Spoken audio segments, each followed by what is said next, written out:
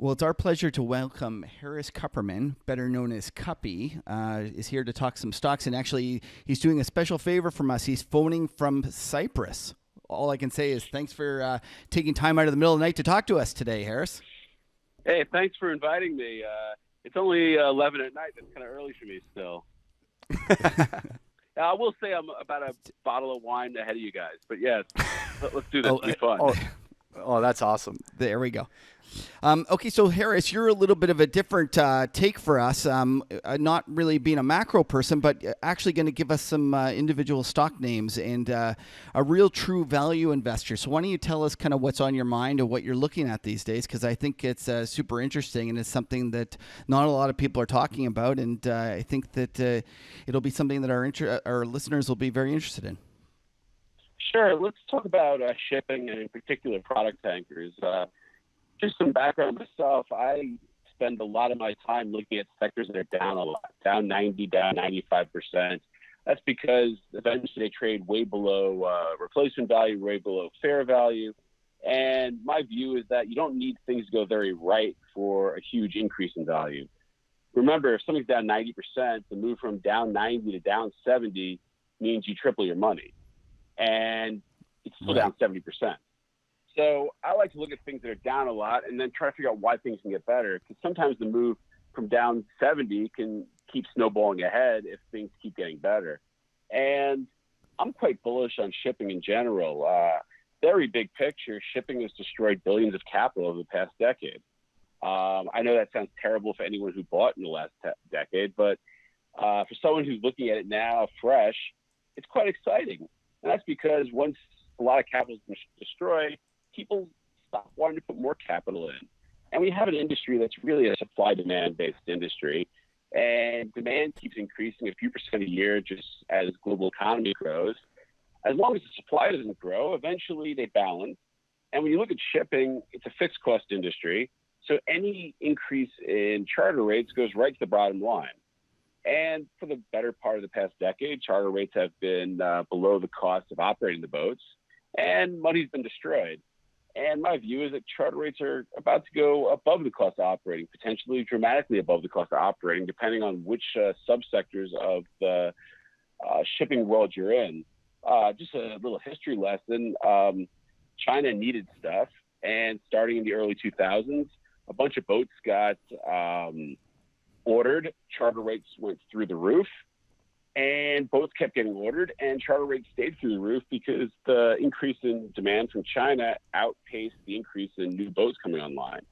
That happened until about 2010. And then for the better part of a decade, more boats came online than demand. And it is sort of fixing itself. You have a couple reasons for this. One is that banks have stopped losing money. They just can't take the pain anymore.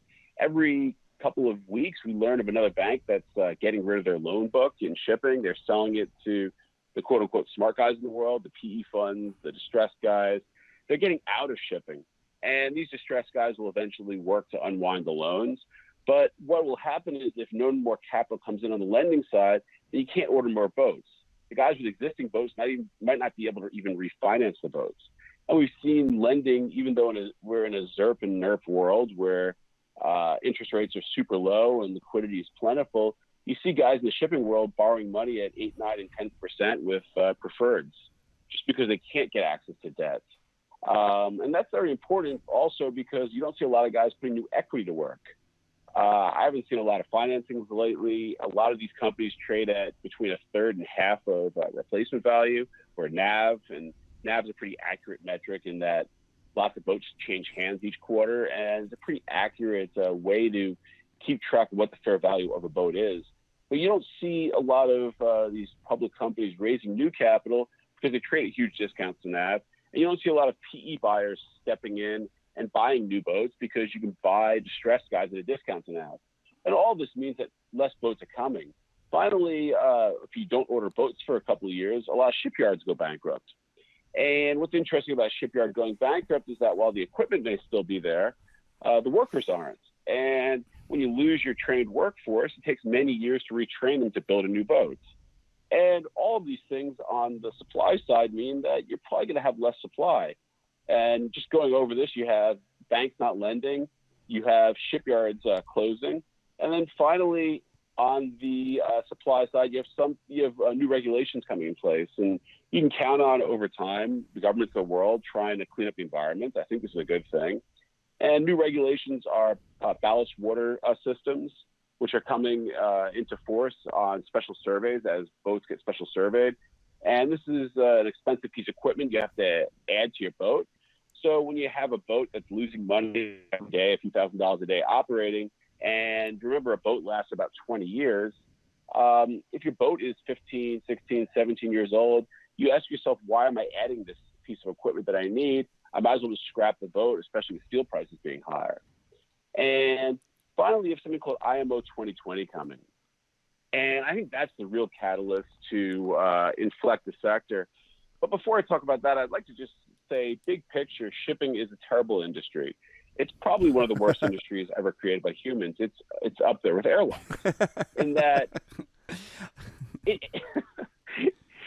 what did Buffett say? We would have all been better off if they shot the Wright brothers out of the sky.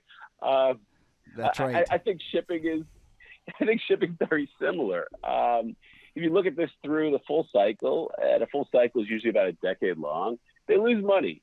That's before financing costs and everything else. It's just a terrible business. There's always an oversupply. If you think of a boat, your average boat lasts about 20 years, and it only makes money somewhere between 6 and 12 quarters. The rest of the time, it breaks even or loses money. So you're really looking at a very short period of time, 1 or 2 cycles during the lifetime of a boat where it makes money. The important thing is that when it makes money, it makes amazing amounts of money. We're talking about stunning amounts of money. We're talking about you might be able to earn half the value of the boat each quarter. And when you're leveraged, and often these guys are very leveraged financially, you're talking about making hundreds of percent on your equity capital each quarter. This is why people look at shipping in the first place. It's kind of like junior mining. Everyone's a sucker at the table. You don't have to ask yourself who the sucker is, because everyone's a sucker. But if you get it right, sorry, I didn't mean that to be funny. I meant that to be truthful. But if you get it right, you make a lot of money, and it's actually worth the mental damage sometimes to think through it. I think junior mining is hopeless, but I know people who've made a lot of money because they have figured out how to make money at it. So going back to shipping, if you get it right, you can make amazing amounts of money. And I think IMO 2020 is the catalyst that inflects certain segments of the shipping market and allows equity investors to make amazing amounts of money. IMO 2020 says that starting January 1, 2020, that's why IMO 2020, you have to use low sulfur fuel in your vessels. And this is because sulfur goes with the air, it's bad for the environment, it's pretty logical, this should have been done years ago. The only caveat is that if you install a scrubber, then you can use high sulfur fuel. And certain ship operators have decided to install scrubbers. Certain operators have not. There's a lot of debate over what the right direction to go is. No one really has an answer. But what we do know is that there's going to be a lot of chaos on January 1, 2020. I've met with quite a lot of people in the shipping sector. I've talked to a lot of people in the shipping sector. Everyone has a different opinion. Everyone thinks everyone else is wrong. And I think it's almost certain that on January 1, certain ports won't have the right fuels in place. Certain ports won't have the right blends. Certain shipping companies won't have secured fuels. A lot of boats will be sitting there doing nothing, waiting for fuel. I think it's going to be total chaos. And when you have trade disruption, that's very good for shipping. Remember, the global fleet, it goes back and forth to ports. If it's doing nothing, then products are moving back and forth to ports, which means you need more boats. And when you think about IMO 2020, there's a couple key things that I think will happen because of IMO 2020. Okay? To start with, I think you're going to have quite a number of shippers decide to install these scrubbers. I think it's probably smart to install scrubbers. It's about a 2-year payback. And because the high sulfur fuel will trade a huge discount to the low sulfur fuel. And as ships go get their scrubbers, they're not going to be operating. So you're going to see the global fleet shrink. No one knows how much. It's a couple of percent, but the global fleet will shrink a bit. Next, you're going to have... Is that Harris? Is that already happening? Harris, is that already happening? Like, are guys installing scrubbers now? Like, we're not that far from 2020. Started. Right. It's starting, but the bulk of the scrubber installations don't really get going till Q3 and Q4 of this year, and then they kind of accelerate. There's a lot of 2020. So, and are those like catalytic converters? Is that what we can basically think about them? Like, is that what it is? A catalytic converter for a boat? Oh, now you're going above my pay grade. You're basically taking Anyways, the sulfur out, and that's all I know. Yeah. Okay.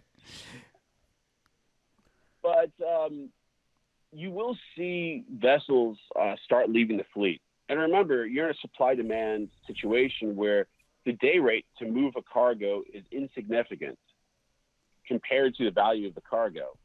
And what happens is that day rates can spike dramatically, and it's more or less irrelevant to the charterers who need to move the cargoes around. Even if day rates go from, say, $10,000 a day to $100,000 a day, the cargoes still need to go where the cargoes need to go. So as the global fleet shrinks, as they're offline adding scrubbers, you end up with less supply and demand stays constant. What will happen next, I think, is that those who don't install scrubbers, they will likely do what's called slow steaming, where they'll operate at a slightly slower pace in order to conserve fuel. Remember, low sulfur fuel will trade at a premium to high sulfur fuel. And we're talking about a few $1,000s a day savings, a few $1,000s a day operating cost differential. So operating at a slower speed means you're using less fuel to get to the location, which means that, let's say the global fleet goes 10% slower, you need 10% more vessels. Very rough math. There's a log there, but just ignore it. And so you're going to see the fleet decline in size as well. I think what isn't appreciated quite yet is that a lot of older vessels will just simply get scrapped. A guy with a 15-year-old boat will say, this is stupid. My boat's inefficient in terms of fuel economy. My boat's, I'm not going to operate this thing. I'm just going to scrap it and be done with it. And I think you're going to see more ships come out of the global fleet. And then finally, I think you're going to see a lot of ports, not the first-tier ports, but second-tier ports, where you can't get the right fuel blends you want. And you're going to see boats waiting for fuel. You're going to see boats burning the wrong fuels. You're going to see, just general chaos for the first, say, 6 to 12 months of this all. And all of this is very good for charter rates. But while I'm bullish on shipping overall, I don't have a view of the global macroeconomy. I don't really have a view for demand of iron ore and coking coal and all these other commodities that move around in shipping.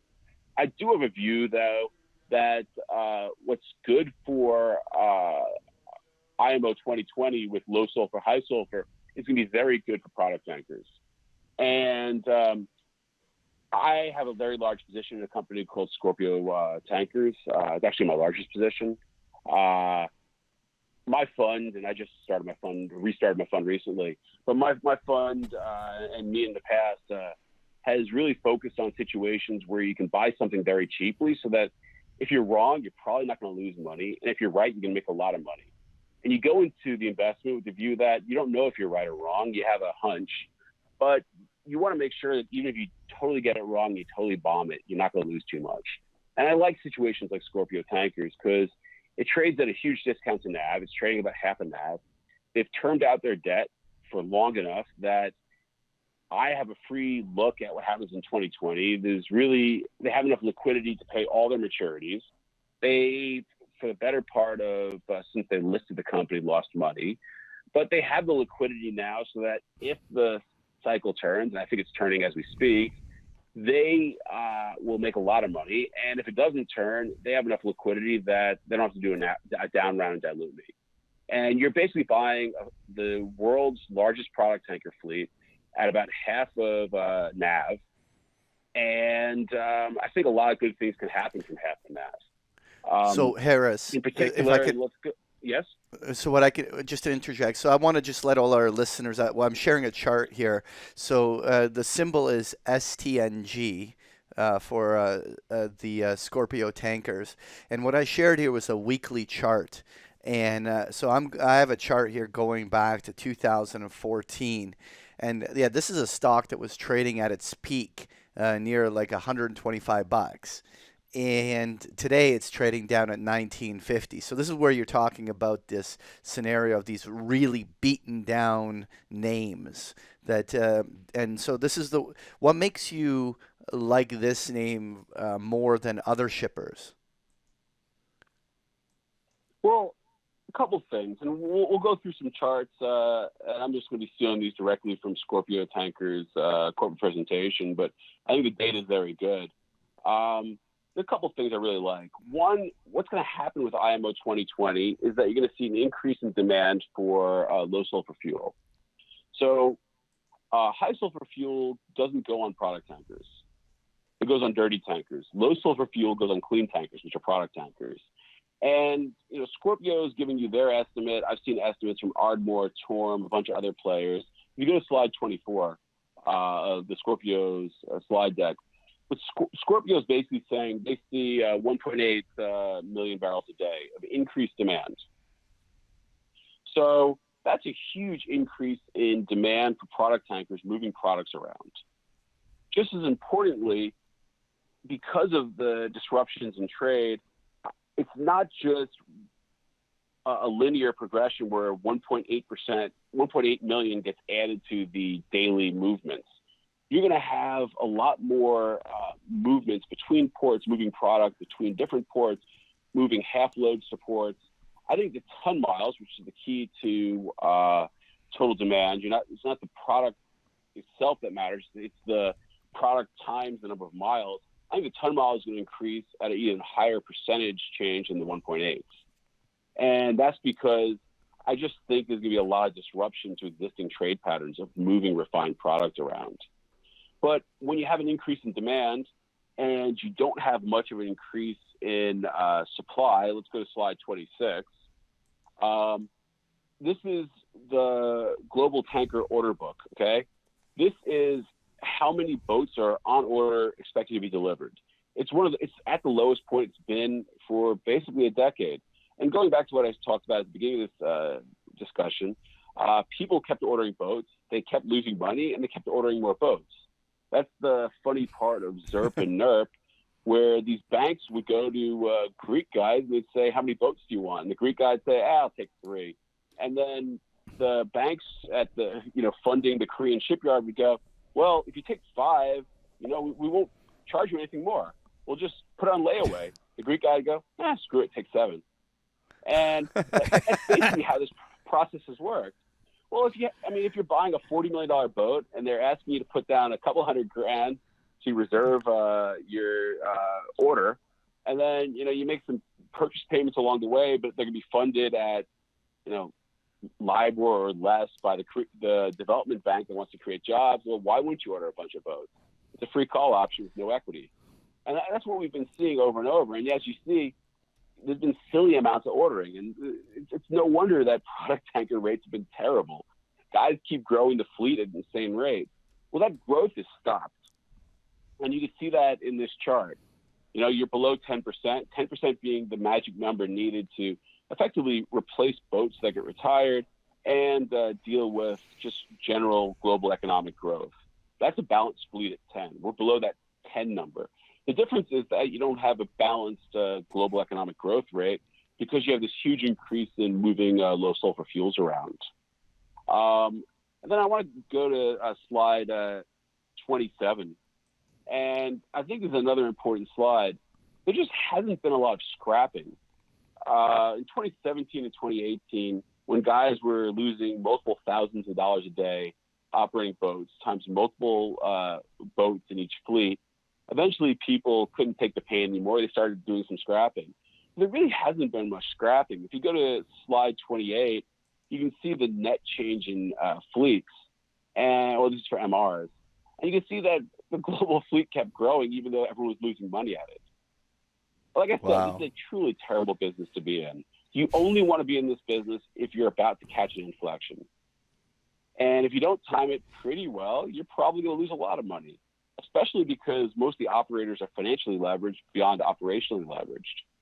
But let's go to slide 29. We'll talk about that concept really fast. And what you're seeing here is that the global fleet is somewhat aged, and there's a lot of potential targets for retirement.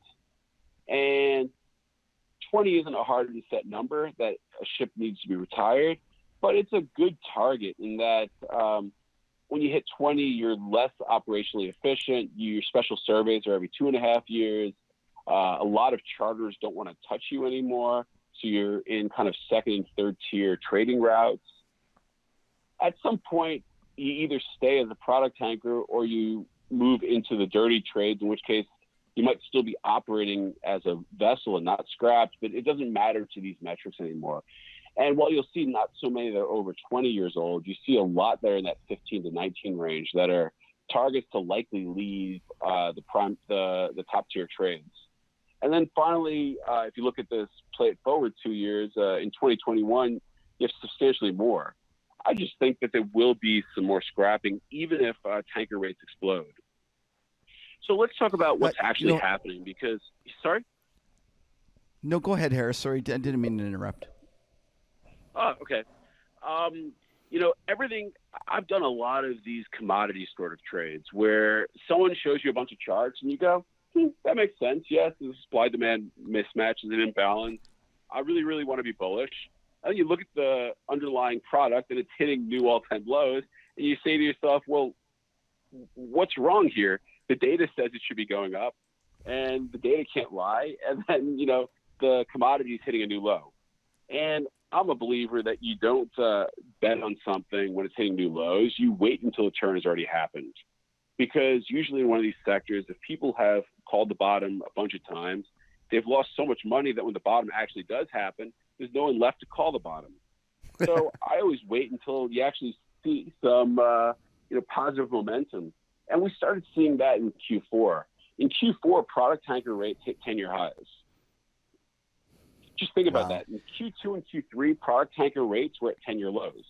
In Q4, you had an engulfing bar where product tanker rates went to new all-time highs. Why? Because there was a ton of scrapping and demand kept increasing. And finally, that imbalance was worked off. And that tells me that it might actually be exciting to play this. My play had always been to buy Scorpio Tankers sometime in Q3, getting ready for IMO 2020, when we know demand is going to increase. But the fact that the demand for product tankers outpaced the actual supply starting in Q4 2019, to me said that the cycle's already turning. And I believe what happened is people expected a turn in 2020. They ordered so many boats that started being delivered 2016 to 2018, and they crushed the market. And they stopped ordering boats, so they lost money. The market caught up with it, and it's ready to go. Product tankers seasonally pull back in Q1. This is just because refineries go have downtime for maintenance. But this year, instead of pulling back like they normally do, they pulled back a bit and then rallied sharply near the end of March and early April, which also is odd because right now they should be hitting yearly lows, and instead they're hitting yearly highs. My hunch is that things are actually going quite well. Turning to Scorpio, it's a company that's effectively on a cash basis broken even the last year or two. They have a lot of interest expense. Definitely doesn't cover the cost of depreciation. Unlike some businesses, depreciation is very real here because your boat only makes it 20 years. They've effectively been losing a lot of money, but sort of break even on a cash basis. What's interesting is that for every $1,000 increase in day rates, they are adding about $43 million a year of cash flow. And on 51 million shares, that's about 80 cents a share. Very round numbers. If you look at what's happened to product tanker rates where they're up 10,000 over last year, well, you're looking at quite a lot of money. You're looking at about $500 million increase in cash flow. and we're looking at this on a less than 1 billion market cap. So it's trading at about 2 times cash flow right now. Remember, the good stuff hasn't started happening yet. The market's just tight going into the good stuff. The good stuff starts in Q3 when IMO 2020 kicks in. So maybe stop rambling there and see what questions you have, the listeners. Well, Harris, that was quite a story, and it's kind of reminds me of the old adage that the best cure for low commodity prices is low commodity prices. What we'll do now is actually we'll go on to the tales from the trading desk, and then what we'll do as well is we'll get you in the after hours where we'll kind of go into this a little bit further.